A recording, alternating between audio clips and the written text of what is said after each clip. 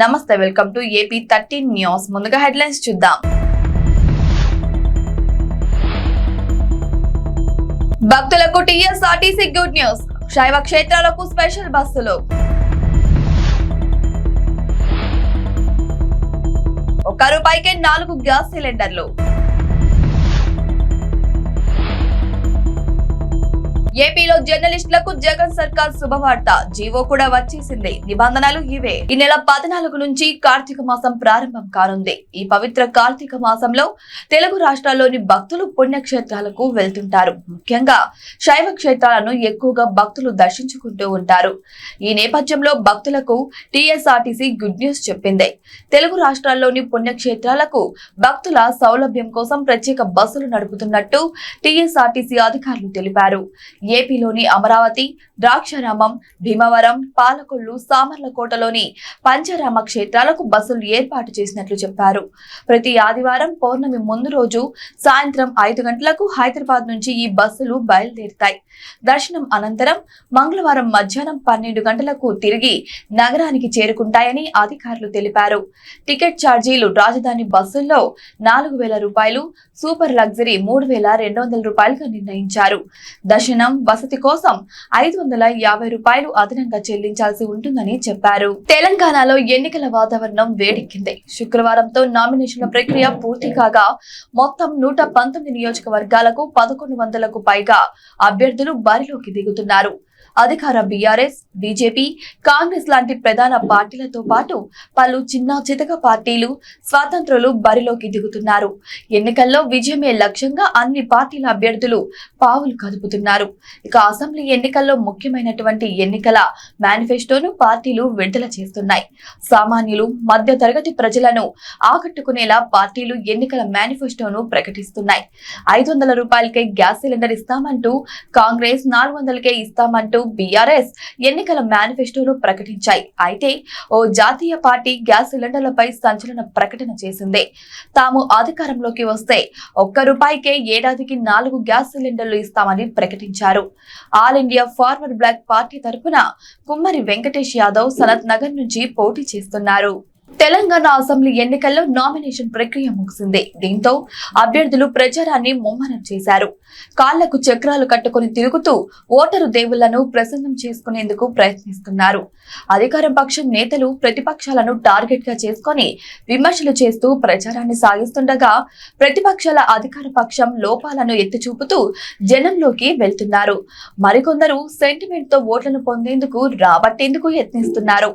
Mulugu BRS అభ్యర్థి బడే నాగజ్యోతి శుక్రవారం నామినేషన్ దాఖలు చేశారు. అనంతరం గ్రామాల్లో తిరుగుతూ ఎన్నికల ప్రచారాన్ని ముమ్మరం చేశారు. ఎన్నికల ప్రచారంలో ఆమె కాస్త ఎమోషనల్ అయ్యారు. తన వద్ద పైసలు లేవని, ప్రజలే తన ఆస్తి అని చెప్పుకొచ్చారు. ఈసారి ఎన్నికల్లో తనను గెలిపించాలని కోరారు. తెలంగాణలో వర్షాలపై భారత వాతావరణ శాఖ హైదరాబాద్ కేంద్రం కీలక అప్డేట్ ఇచ్చింది. రాష్ట్రంలో ఇవాళ పలు చోట్ల వర్షాలు కురిసే ఛాన్స్ ఉందని వెల్లడించింది. ఈశాన్య రుతుపవనాల కారణంగా తెలంగాణలోని పలు చోట్ల వర్షాలు కురుస్తున్నాయి. కొన్ని ప్రాంతాల్లో ఉరుములు, మెరుపులతో కూడిన వానలు పడే ఛాన్స్ ఉందని తెలిపాయి. ప్రధానంగా హైదరాబాద్ లోని కొన్ని ప్రాంతాలు జగిత్యాల, జోగులాంబ గద్వాల, కామారెడ్డి, ఖమ్మం, మహబూబ్ నగర్, మెదక్, మేడ్చల్, మల్కాజ్గిరి, నాగర్ కర్నూల్, నల్గొండ, రంగారెడ్డి, వికారాబాద్, వనపర్తి, సూర్యాపేట, నారాయణపేట జిల్లాలలో వర్షాలు కురుస్తాయని తెలిపారు. ఈ మేరకు ఆయా జిల్లాలకు వాతావరణ శాఖ రెయిన్ అలర్ట్ జారీ చేసింది. ఉరుము, మెరుపులతో పాటు గంటకు 40 కిలోమీటర్ల వేగంతో గాలులు వీచే అవకాశం ఉన్నట్టు అధికారులు తెలిపారు. పెళ్లయింది, 2.5 ఏళ్లు బాబు కూడా ఉన్నారు. అన్నిటికీ మించి కలెక్టరేట్ లో మంచి హోదా కలిగిన ప్రభుత్వ ఉద్యోగం ఉంది. అలాంటి మహిళా ఉద్యోగి విధుల్లో ఉండగానే తాను విధులు నిర్వహించే కలెక్టరేట్ పరిధిలోనే ఓ సహోద్యోగిపై అందరూ చూస్తుండగానే కత్తితో దాడి చేసింది. ఈ ఘటన యాదాద్రి భువనగిరి జిల్లా కలెక్టరేట్ లో జరిగింది. ఇంతకు ఆ మహిళా ఉద్యోగి ఆ సహోద్యోగిపై ఎందుకు ఎందుకు దాడి చేయాల్సి వచ్చిందన్నది తెలిస్తే ముక్కున వేలేసుకోవాల్సిందే. యాదాద్రి భువనగిరి జిల్లా కలెక్టరేట్ లోని వ్యవసాయ శాఖలో నర్రా శిల్ప అగ్రికల్చర్ ఆఫీసర్ గా విధులు నిర్వహిస్తోంది. అయితే శిల్పకు సుధీర్ అనే వ్యక్తితో 2012లో వివాహం జరిగింది. ఆమెకు 2.5 ఏళ్ల బాబు కూడా ఉన్నారు. అయితే శిల్ప 2 ఏళ్లుగా భర్తకు దూరంగా ఉంటూ మాసాయిపేట ఏఈఓగా పనిచేస్తుంది.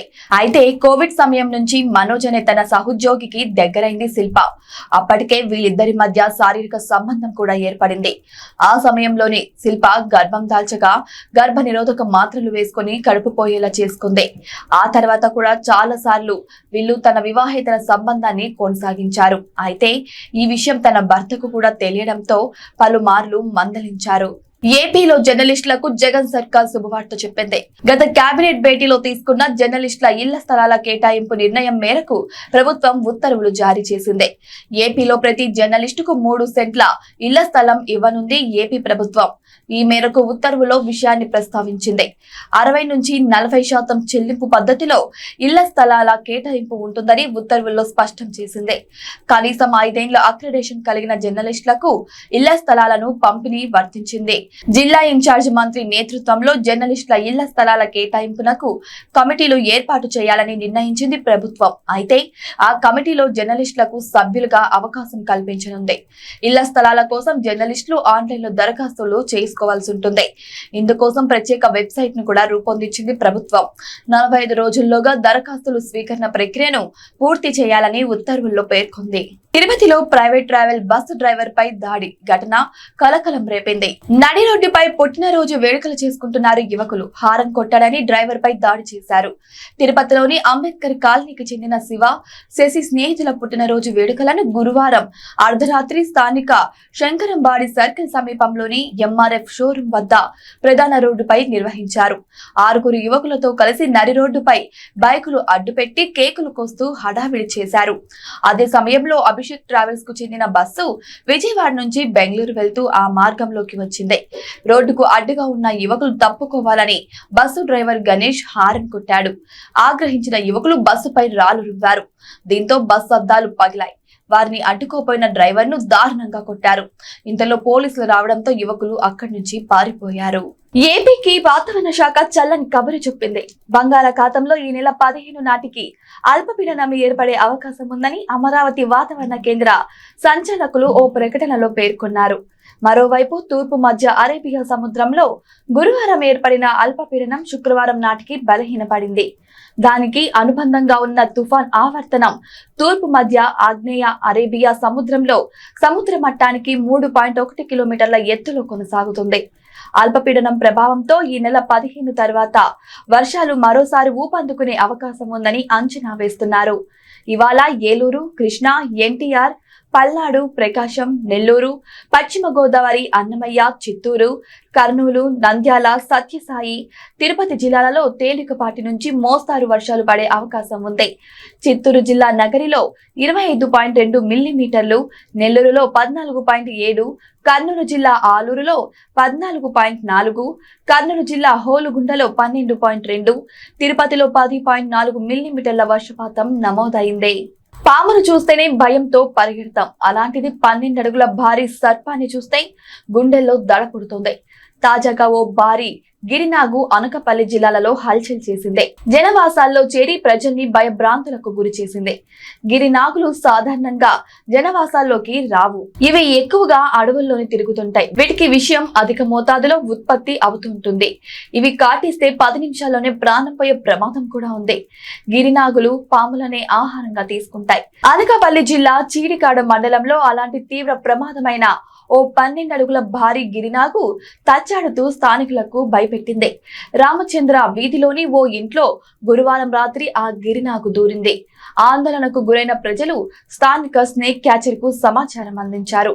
హుటాహుటిన అక్కడికి చేరుకున్న స్నేక్ క్యాచర్ చాలా చాకచక్యంగా ఈ భారీ గిరినాగును పట్టుకొని దట్టమైన అడవి ప్రాంతంలో వదిలిపెట్టడంతో కాలనీవాసులు ఊపిరి పీల్చుకున్నారు. టీడీపీ అధినేత చంద్రబాబు కీలక నిర్ణయం తీసుకున్నారు. కడప జిల్లా బద్వేల్ ఏసీ నియోజకవర్గ ఇన్ఛార్జిగా బొజ్జ రోషన్ను నియమిస్తూ ఆదేశాలు ఇచ్చారు. చంద్రబాబు ఆదేశాల మేరకు ఏపీ టీడీపీ రాష్ట్ర అధ్యక్షుడు కింజారపు అచ్చెన్నాయుడు ప్రకటించారు. పోరుమామిళ్ల పట్టణంలోని గిరినగర్ కు చెందిన ఈయన నంద్యాల జిల్లాలో సాగునీటి పారుదల శాఖ డీఈఈగా పనిచేస్తూ ఇటీవల ఉద్యోగానికి రాజీనామా చేసి టీడీపీ క్రియాశీలకంగా ఉన్నారని అన్నారు. టీడీపీ అధినేత చంద్రబాబు నాయుడు ఆదేశాల మేరకు బొజ్జా రోషన్నను ఇన్ఛార్జిగా ప్రకటించారని బద్వేల్ మాజీ ఎమ్మెల్యే విజయమ్మ, టీడీపీ యువనేత రితేష్ రెడ్డి తెలిపారు. బొజ్జా రోషన్న నియామకంతో పోరుమామిళ్ల పట్టణంలో పార్టీ నాయకులు, కార్యకర్తలు, అభిమానులు బాణసంచా పేల్చి సంబరాలు చేసుకున్నారు. ఇప్పటికే బొజ్జా రోషన్న నియోజకవర్గంలో పర్యటిస్తున్నారు. పార్టీ శ్రేణులతో కలిసి పలు కార్యక్రమాల్లో కూడా ఆయన పాల్గొంటున్నారు. సాహిత్యంలో ప్రధానమంత్రి నరేంద్ర మోడీ సహకారం అందించిన పాట సంగీత రంగంలో ప్రతిష్టాత్మకంగా భావించే గ్రామీ అవార్డుకు బెస్ట్ గ్లోబల్ మ్యూజిక్ పర్ఫార్మెన్స్ కేటగిరీలో నామినేషన్ అయ్యింది. 2023 ఏడాదిని ప్రపంచ తృణ ధాన్యాల సంవత్సరంగా జరుపుకుంటున్న నేపథ్యంలో మిల్లెట్స్ ప్రాధాన్యాన్ని వివరిస్తూ అబండెన్స్ మిల్లెట్స్ పాటను జూన్ లో ప్రధాని మోడీ విడుదల చేశారు. ప్రముఖ ఇండో అమెరికన్ గాయని ఫాల్గుని షా, ఆమె భర్త గౌరవ్ షా సంయుక్తంగా రూపొందించగా ప్రధాని మోడీ సాహిత్యంలో సహకరించారు. హిందీ, ఇంగ్లీష్ భాషల్లో విడుదలైన ఈ పాటలో పలు సందర్భాల్లో మిల్లెట్స్ పై మోదీ ప్రసంగాన్ని యథాతథంగా ఈ పాటలో వాడుకున్నారు. ఇప్పటికీ పాట గ్రామీణ అవార్డుకు నామినేట్ కావడం విశేషంగా మారింది. రాజస్థాన్ లో షాకింగ్ ఘటన వెలుగు చూసింది. దౌసా జిల్లాకు చెందిన ఓ 4 ఏళ్ల చిన్నారిపై స్థానిక ఎస్ఐ దారుణానికి ఒడిగట్టారు. సబ్ ఇన్స్పెక్టర్ భూపేంద్ర సింగ్ శుక్రవారం మధ్యాహ్నం చిన్నారిని తన రూమ్ కి తీసుకొచ్చి అత్యాచారం చేశాడని ఏఎస్పీ రామచంద్ర సింగ్ మీడియాకు తెలిపారు. నిందితుడిని అదుపులోకి తీసుకొని విచారిస్తున్నామని చెప్పారు. మరోవైపు స్థానికులు ఘటనపై పెద్ద ఎత్తున నిరసనకు దిగారు. స్థానిక రాహువాస్ పోలీస్ స్టేషన్ ను ఘోరవ్ చేసి నిందితునికి దేహశుద్ధి చేశాక పోలీసులకు అప్పగించారు. ఘటనపై స్పందించిన భారతీయ జనతా పార్టీ ఎంపీ కిరోడి లాల్ మీనా స్పందించారు. అశోక్ గెహ్లాట్ ప్రభుత్వం చేతకానితనం చూసి పేటరేగిపోతున్న పోలీసులు ఎన్నికల సమయంలోనూ దారుణాలకు తెగబడుతున్నారని మండిపడ్డారు. బాధిత కుటుంబానికి న్యాయం జరిగేలా చూస్తానని హామీ ఇచ్చారు. ఇవి వాళ్ళ బులెటిన్ అప్డేట్స్. Keep watching.